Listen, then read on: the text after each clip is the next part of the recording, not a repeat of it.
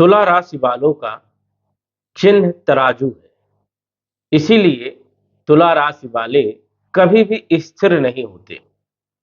जिस प्रकार तराजू ऊपर नीचे होते रहता है, उसी प्रकार तुला राशि वाले भी ऊपर नीचे होते रहते हैं। इनका मन कभी भी स्थिर नहीं होता है, अस्थिर होते हैं। 1 मिनट के अंदर कई प्रकार की स्थितियों को बना लेते हैं। कहीं कुछ सोचना, कहीं कुछ सोचना। ये सोचते बहुत ज्यादा है, ये प्लानिंग बहुत करते हैं, लेकिन उस प्लानिंग तक पहुंचते पहुंचते ये कंफ्यूज हो जाते हैं, डिसीजन नहीं ले पाते। कभी मैं ये कर लूं, कभी मैं वो कर लूं, मैं इतना सक्सेस हो जाऊंगा।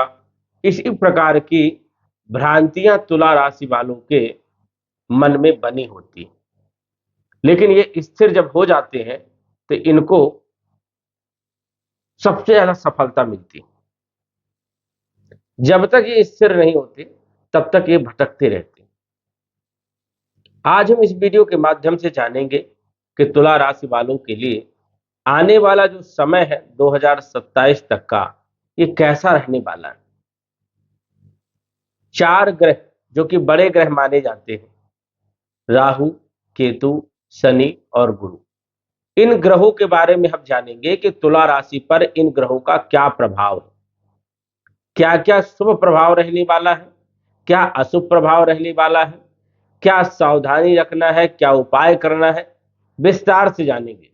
और आपके सभी क्षेत्रों के बारे में हम चर्चा करेंगे, चाहे वो स्वास्थ्य से जुड़ा हुआ हो, चाहे धन से जुड़ा हुआ हो, चाहे नौकरी व्यापार व्यवसाय से हो, चाहे लॉ लाइफ से हो, चाहे शिक्षा से हो, चाहे विवाह से हो, चाहे आय से हो, व्यय से हो, विदेश यात्राओं से हो। सभी क्षेत्रों के बारे में हम चर्चा करेंगे। तुला राशि के अनुसार से यदि हम बात करें तो शनि योग कारक माने जाते हैं और शनि सबसे बड़े ग्रह। शनि का जब भी कोई शुभ प्रभाव होता है तो लंबे समय तक शुभ प्रभाव होता है, और जब भी अशुभ प्रभाव होता है तो लंबे समय तक अशुभ प्रभाव देखने को मिलता है। क्योंकि शनि 2.5 वर्ष में राशि परिवर्तन करते हैं और 2.5 वर्ष तक एक जैसा प्रभाव बना करके चलते हैं। राहु केतु 1.5 वर्ष में राशि परिवर्तन करते हैं, गुरु 1 वर्ष में राशि परिवर्तन करते हैं। इसीलिए इन ग्रहों का प्रभाव सबसे ज्यादा होता है। और हमारा समय यदि खराब चल रहा है तो कब तक खराब चलेगा, इन्हीं ग्रहों से हम जो है जान सकते हैं। इन ग्रहों का जब भी राशि परिवर्तन होगा या कोई बदलाव होगा तो हमारे जीवन में सबसे ज्यादा बदलाव देखने को मिलेगा। अब शनि जो है चौथे भाव के मालिक है, 5वें भाव के मालिक है और 5वें भाव में गोचर कर रहे हैं तुला राशि वालों के। 5वां जो भाव होता है ये होता है त्रिकोण का भाव, और शनि मूल त्रिकोण की राशि में भी गोचर कर रहे हैं, कुंभ राशि में गोचर कर रहे हैं, केंद्र त्रिकोण राजयोग भी बना रहे हैं। तो यहां पर शनि सबसे ज्यादा शुभ हुए, योग कारक है, सबसे अच्छे परिणाम देने का काम शनि करते। अब पंचम भाव में शनि बैठे हुए हैं तो तुला राशि वालों को भूमि, भवन, प्रॉपर्टी, मकान, वाहन से संबंधित कार्यों में लाभ देखने को मिलेगा। जब से शनि आपके पंचम भाव में आए हैं 2023 से, तो कहीं ना कहीं तुला राशि वालों को भूमि, भवन, प्रॉपर्टी से जुड़े हुए कार्यों में लाभ हुआ, वाहन खरीदने का योग बना। और पंचम भाव के भी मालिक हैं तो शिक्षा के लिए कोई न कोई अपॉर्चुनिटी मिली विद्यार्थियों के लिए। जिन लोगों की पढ़ाई रुकी हुई थी, पढ़ाई प्रारंभ हो गई। जो लोग जो है पहले से पढ़ाई कर रहे हैं उनको भी अच्छा लाभ हुआ। लव लाइफ के लिए भी समय बढ़िया रहा और फाइनेंशियल स्थिति के लिए भी कहीं ना कहीं शनि जो है मैनेज करके चल रहे हैं। शनि जो है आपकी कुंडली में 29 मार्च 2025 तक बहुत अच्छी स्थिति में, और शनि आपको सपोर्ट कर रहे हैं। किसी भी परेशानी में यदि आप फंस रहे हैं तो शनि निकालने का काम यहां पर कर रहे हैं। शनि 29 मार्च 2025 को राशि परिवर्तन करेंगे और ये आपके छठे भाव में आ जाएंगे। लेकिन अभी शनि जो है कुछ क्षेत्रों पर परेशानियां पैदा कर रहे हैं। जैसे तुला राशि वालों का, कुछ लोगों का विवाह नहीं हुआ, विवाह के लिए रिश्ते नहीं आ रहे हैं, या रिश्ते आ रहे हैं तो फिक्स नहीं हो पा रहा है, वैवाहिक जीवन में दिक्कत चल रही है, पार्टनरशिप में भी उतनी अच्छी स्थिति नहीं है, व्यापार में थोड़ा उतार चढ़ाव भी है, लाभ उतना मिल नहीं रहा है, मेहनत तो खूब कर रहे हैं क्योंकि लाभ भाव में इनकी सप्तम दृष्टि है, और शनि जहां पर बैठता है वहां पर वृद्धि करता है, जहां पर देखता है वहां पर नुकसान करता है। तो तीसरी दृष्टि वैवाहिक जीवन के भाव में होने के कारण वैवाहिक जीवन से संबंधित चिंताएं बनी हुई, सप्तम दृष्टि लाभ भाव में होने के कारण आय की चिंताएं बनी हुई है, लाभ की चिंताएं बनी हुई है, धन कहां से आएगा, किस प्रकार प्रयास किया जाए, और इनकी दसम दृष्टि धन भाव में होने के कारण खर्चे भी बहुत ज्यादा हो रहे हैं, कुटुंब परिवार में विवाद में स्थिति भी है, आलस्य भी बहुत आ रही है, काम करने का मन नहीं हो रहा है, आय के स्रोत नहीं बन रहे हैं, आय कम है और खर्चे ज्यादा हो रहे हैं, लोन चढ़ा हुआ है। तो इन क्षेत्रों में शनि नुकसान करने का भी काम कर रहे हैं। हालांकि कुंभ राशि में है, त्रिकोण भाव में है, तो ज्यादा दिक्कत तो नहीं देंगे, लेकिन फिर भी कुछ ना कुछ परेशानियां उत्पन्न करेंगे। 29 मार्च 2025 को जब छठे भाव में शनि आएंगे तो यहां पर भी कुछ अच्छे परिणाम देने का काम करेंगे, लेकिन साथ ही साथ परेशानियां भी देंगे। छठे भाव में जब भी शनि गोचर करते हैं तो शत्रु पैदा कर देते हैं, जहां पर आप काम कर रहे हैं, कार्य कर रहे हैं, वहां का माहौल को खराब करने का काम करेंगे। हालांकि शत्रु कुछ बिगाड़ नहीं पाएंगे, लेकिन डर बना रहेगा, भय बना रहेगा, वो बढ़ने नहीं देंगे, प्रोग्रेस नहीं करने देंगे शत्रु। हालांकि शत्रुओं का यहां पर कोई भी विशेष बुरा प्रभाव देखने को नहीं मिलेगा। आप यदि सत्यनिष्ठ पर काम कर रहे हैं, अपना कर्म अच्छे से कर रहे हैं, तो कोई दिक्कत यहां पर नहीं होती। लेकिन स्वाभाविक है कि शनि जब छठे भाव में आता है तो शत्रुओं को पैदा करता है, कंपटीशन में सफलता भी देने का काम करता है, रोगों को दूर करता है, ऋणों को समाप्त करने का काम करता है, आय के स्रोत बनाता है, धन के जरिया बना देता है। तो छठे भाव में शनि अच्छा माना जाता है।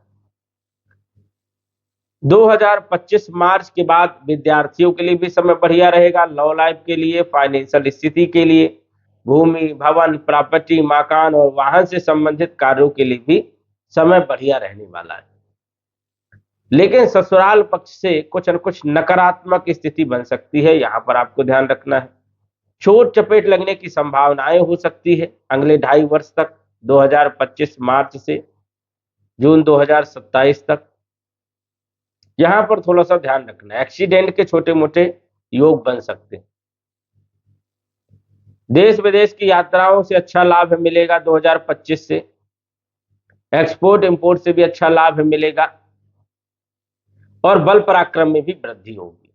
तो शनि 2027 तक आपके लिए बढ़िया है, बहुत अच्छी स्थिति में है। हालांकि शनि का काम ही होता है संघर्ष करवाना, मेहनत करवाना, और संघर्ष के बाद फल देना, क्योंकि ये न्याय करता है। तो संघर्ष तो करना पड़ेगा, लेकिन शनि आपके लिए बिल्कुल भी बुरा नहीं, शनि आपको सपोर्ट करने का ही काम करेगा, और अभी भी कर रहा है। लेकिन कुछ जो ग्रह है वो आपको सपोर्ट नहीं कर रहे।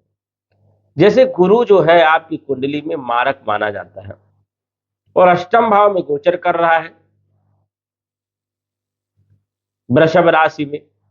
यहां पर गुरु जो है व्याधियां, परेशानियां, रुकावटें, बड़े बड़े स्वप्न देना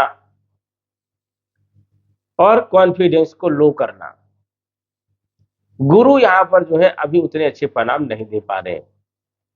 गुरु की पंचम दृष्टि विदेश भाव में होने के कारण खर्चे भी बहुत ज्यादा हो रहे हैं, यात्राओं से कोई खास लाभ भी नहीं हो रहा है, लेकिन धन के स्रोत जो है थोड़ी मोड़ी जो बने हुए हैं वो बने रहेंगे, क्योंकि गुरु की सप्तम दृष्टि धन भाव में पड़ रही है। हालांकि प्रयत्न बहुत करना पड़ेगा, मेहनत बहुत करना पड़ेगा, लेकिन फिर भी धन की जो स्थिति है वो आपकी कुछ न कुछ बनी रहेगी। भूमि भवन प्रॉपर्टी से भी लाभ होगा, लेकिन मेहनत करने के बाद जो काम एक दिन में होना है वो 10 दिन में होगा। तो यहां पर रुकावटें डालने का काम कर रहे हैं बृहस्पति, और मई 2025 तक जो है बृहस्पति रुकावट डालेंगे। धन से संबंधित परेशानियां भी रहेगी, मानसिक टेंशन भी आपको रहने वाला है, पारिवारिक की स्थिति में भी कहीं ना कहीं मनमुटाव रहेगा, विवाह को लेकर के, वैवाहिक जीवन को लेकर के भी दिक्कत रहेगी। और आपकी राशि से गुरु 8वां चल रहा है, इस कारण से विवाह का योग भी नहीं बनेगा। विवाह का योग मई 2025 से बनेगा।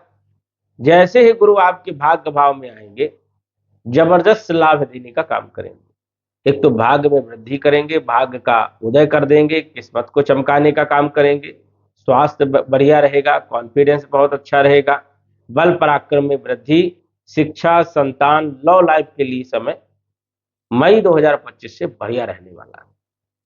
और आगे 2027 तक गुरु आपको सपोर्ट करने का काम करेंगे, मतलब अच्छी स्थिति में।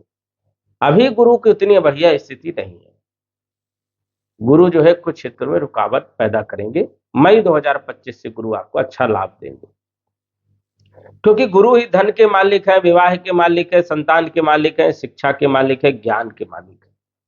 और ये यदि पीड़ित है या खराब भाव में है तो कहीं ना कहीं इन क्षेत्रों में रुकावट देखने को मिलेगी।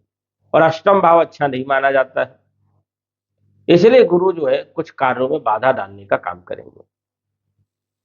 राहु आपके 6ठे भाव में गोचर कर रहे हैं। हालांकि राहु यहाँ पर अच्छे परिणाम देने का काम करते हैं, लेकिन वही बात है कि शत्रुओं को पैदा तो करेंगे, लेकिन शत्रु कुछ बिगाड़ नहीं पाएंगे। राहु अचानक यहाँ पर सफलता देने का काम करता है, लेकिन हमेशा यहाँ पर अच्छा फल नहीं देता है।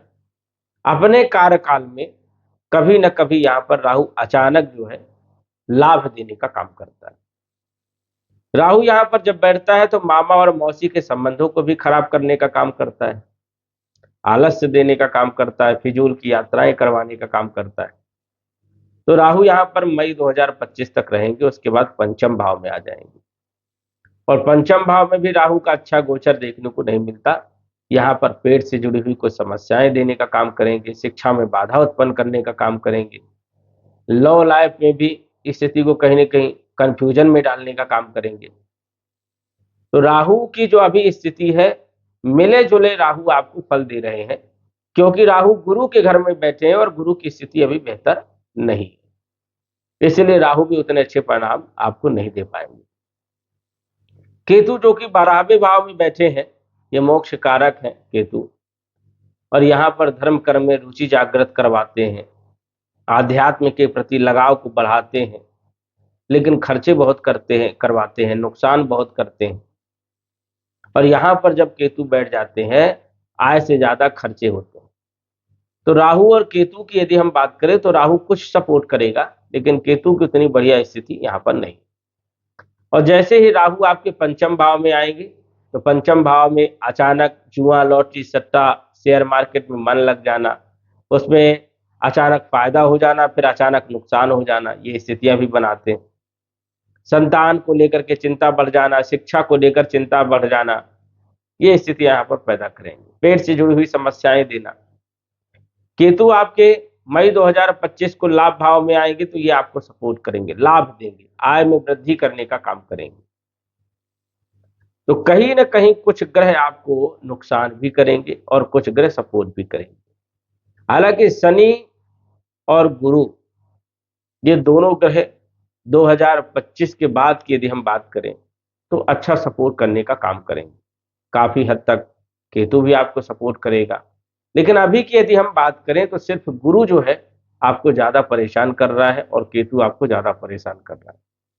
इन दोनों ग्रहों के कारण आपके कार्यों में बाधा आना, काम बन नहीं पाना, बनते बनते बिगड़ जाना, मानसिक टेंशन बहुत ज्यादा रहना, बहुत ज्यादा सोचना, स्वप्न जो है बहुत ज्यादा देखना, ये सब स्थितियां देखने को मिल रही। गुरु का उपाय करें, विष्णु सहस्त्र नाम का पाठ करें, केतु के मंत्रों का जप करें, ओम केम केतुवे नमः, जिससे गुरु और केतु दोनों ही बेहतर हो और आपके कार्यों में जो बाधाएं आ रही हैं वो बाधाएं नहीं आएंगी और आपकी स्थिति बेहतर हो। तो दर्शकों, आज बस इतना ही। धन्यवाद।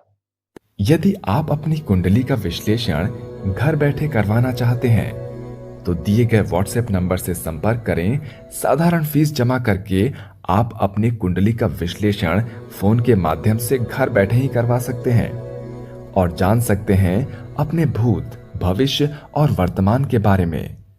धन्यवाद। WhatsApp number 9479893911।